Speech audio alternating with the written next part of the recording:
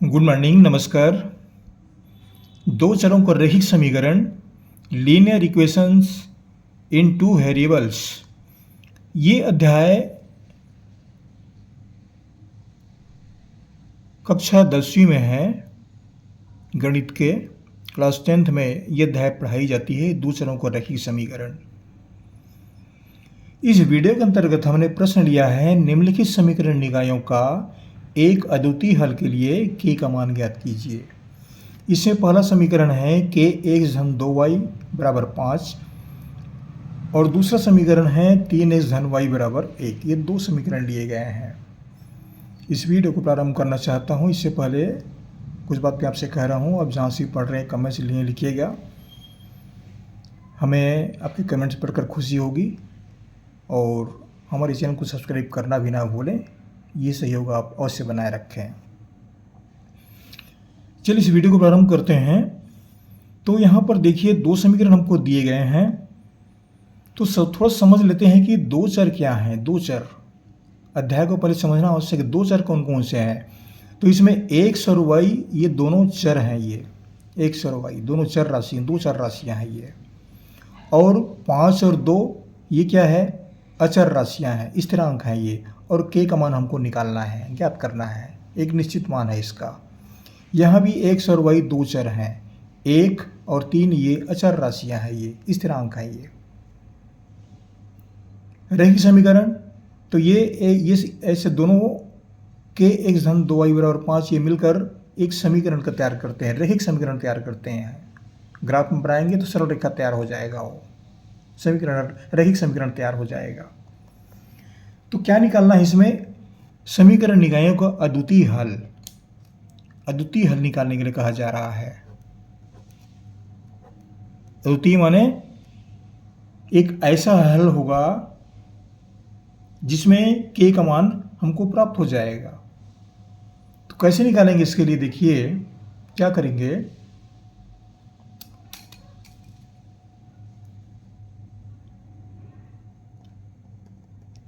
पहला समीकरण लेते हैं kx धन 2y बराबर 5। ये पहला समीकरण है। हम एक और इसके समकक्ष एक और समीकरण लेते हैं, a1x प्लस b1y बराबर c1।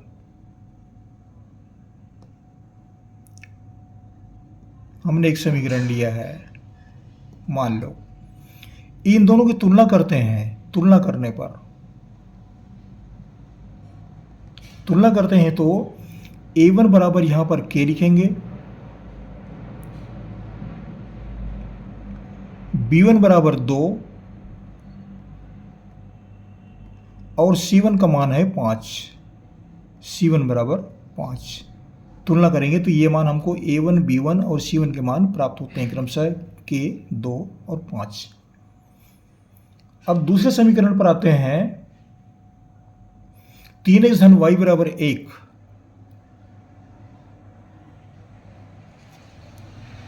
y बराबर 1, ये दूसरा समीकरण हमको दिया गया है। तो ठीक ऐसे ही हम एक और समीकरण लेते हैं,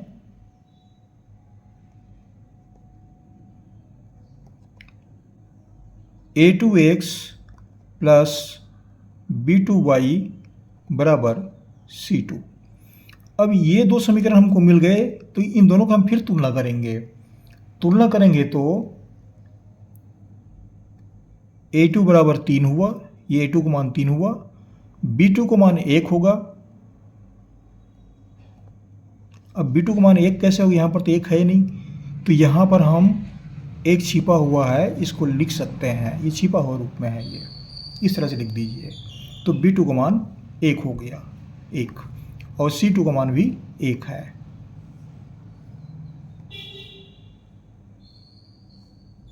यहाँ पर 1 को लिखना पड़ेगा, 1 छिपा हुआ रहता है, ये लिखने की आवश्यकता नहीं पड़ती। लिखेंगे तो मान स्पष्ट हो जाएगा। अब हमको a2, b2 और c2 ये दोनों मान प्राप्त हो गए। अब क्या करेंगे? इसके लिए आवश्यक प्रतिबंध क्या है?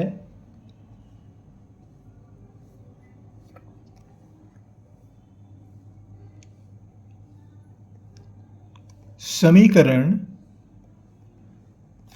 के अद्वितीय हल के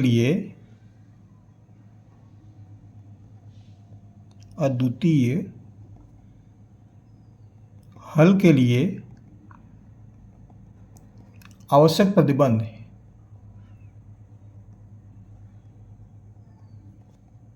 या आवश्यक शर्त, ये क्या होता है इसको याद रखना पड़ेगा। ये सूत्र है, मान के चलिए आप A1 upon A2 not equal to B1 upon B2। ये सूत्र का तात्पर्य क्या है? नॉट इक्वल टू मतलब ये दोनों पक्ष बराबर नहीं हो सकते, दोनों बराबर हो गए तो ये प्रतिबंध लागू नहीं होगा। ये दोनों बराबर नहीं होंगे। अब A1 A2 B1 B2 को मान रख दीजिए, कितना होता है देख लेते हैं इसको।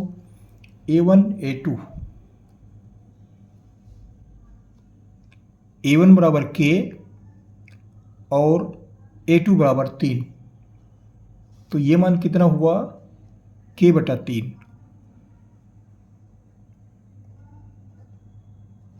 ये नॉट इक्वल टू है तो इसको नॉट इक्वल टू लिख दीजिए। नॉट इक्वल टू मतलब बराबर नहीं है, ऐसा पढ़ते हैं इसको। ये चिन्ह जो है बराबर नहीं है, ऐसा पढ़ेंगे हिंदी में। अब B1 का मान देख लीजिए, ये B1 बराबर 2 है, ये 2, और B2 का मान 1, तो ये मान कितना हुआ 2 बटा 1। 2 बटा 1। अब इसको क्या करेंगे, तिर्यक गुणा करेंगे, क्रॉस मल्टीप्लाई करेंगे। तो तिर्यक गुणा करते हैं तो K को 1 से गुणा कीजिए, 3 को 2 से गुणा कीजिए। 1 गुणित K नॉट इक्वल टू 3 गुणित 2, या 1 K तो 1 को लिखने की आवश्यकता नहीं पड़ती, K नॉट इक्वल टू 6। ये उत्तर हुआ।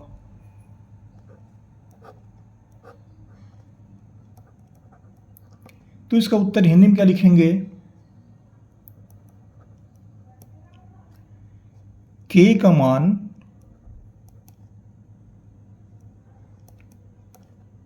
6 के अतिरिक्त, 6 को छोड़कर, 6 के अतिरिक्त अन्य कोई वास्तविक मान।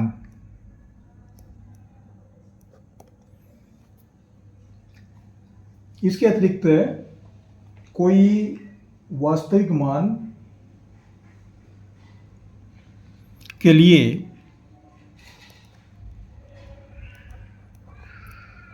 समीकरण निकाय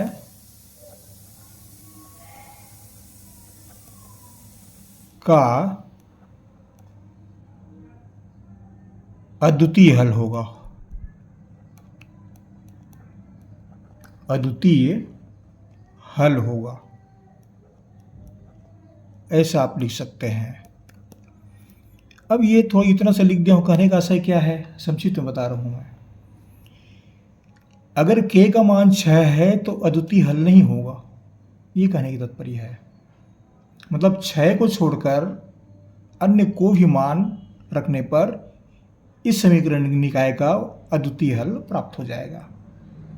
अद्वितीय हल मतलब दोनों समीकरण एक दूसरे को प्रतिच्छेद करेंगे, ये कहने की तात्पर्य है। अद्वितीय हल मतलब होता है दोनों समीकरण एक दूसरे को किसी बिंदु पर काटेंगे, प्रतिच्छेद करेंगे। तो ये उसके अद्वितीय हल के लिए बातें होती है, और इतना बता देना पर्याप्त है। आशा करता हूँ ये वीडियो आपको अच्छा लगेगा। आप जहाँ से पढ़ रहे कमेंट्स भी कीजिएगा, आपके कमेंट्स पढ़कर हमें खुशी होगी। और हमारे चैनल को सब्सक्राइब भी करना ना भूलें, सब्सक्राइब एक ही बार करना पड़ता है। हमारे वीडियो पढ़ते रहिए। आपको हमारी ओर से बहुत बहुत शुभकामनाएं। धन्यवाद।